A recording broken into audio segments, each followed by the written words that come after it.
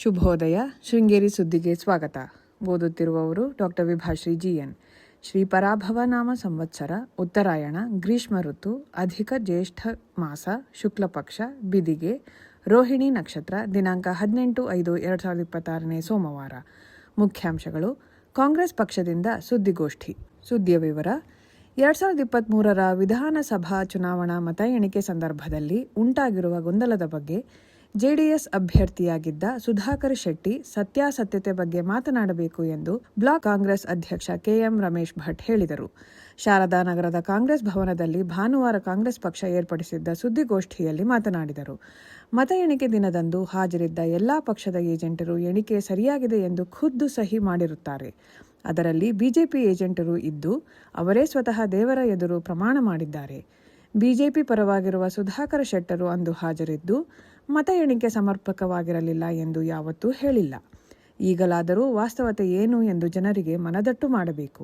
ಅಕ್ರಮ ನಡೆದಿರುವುದಾದರೆ ಅದರ ತನಿಖೆಯಾಗಬೇಕು ಎಂದು ಬಿಜೆಪಿ ಒತ್ತಾಯಿಸದೆ ನಮ್ಮ ನಾಯಕರ ಬಗ್ಗೆ ಸುಳ್ಳು ಆರೋಪ ಮಾಡುತ್ತಿರುವುದು ಸರಿಯಲ್ಲ ಎಂದರು. ಮುಖಂಡ ಅನಿಲ್ ಹೊಸಕೊಪ್ಪ ಮಾತನಾಡಿ, ಸತ್ಯವನ್ನು ಮರೆಮಾಚಲು ಬಿಜೆಪಿ ಈಗ ಹರಸಾಹಸ ಮಾಡುತ್ತಿದೆ.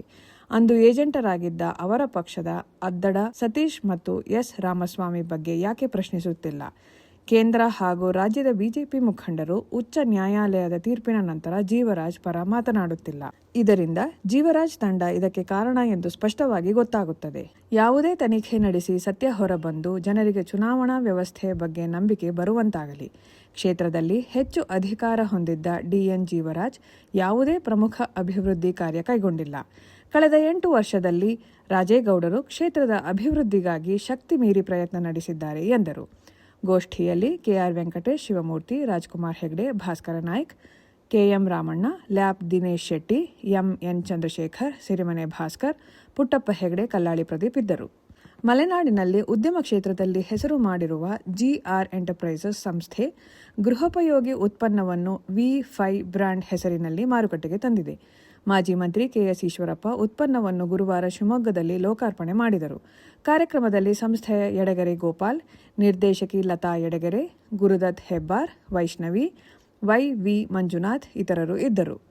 ಬೇಸಿಗೆಯ ಬಿಸಿಲಿನಿಂದ ತತ್ತರಿಸಿದ್ದ ತಾಲೂಕಿನಲ್ಲಿ ಶನಿವಾರ ರಾತ್ರಿ ವ್ಯಾಪಕ ಮಳೆಯಾಗಿದ್ದು, ಮಳೆಯೊಂದಿಗೆ ಗಾಳಿ ಸಿಡಿಲಿನ ಆರ್ಭಟವೂ ಹೆಚ್ಚಾಗಿತ್ತು. ಬೇಸಿಗೆ ರಜೆ ಕೆಲವೇ ದಿನ ಉಳಿದಿರುವಂತೆ ಮಕ್ಕಳೊಂದಿಗೆ ಶಕ್ತಿ ಯೋಜನೆಯ ಲಾಭ ಪಡೆದಿರುವ ಮಹಿಳೆಯರು ಶೃಂಗೇರಿಗೆ ಆಗಮಿಸುತ್ತಿದ್ದಾರೆ.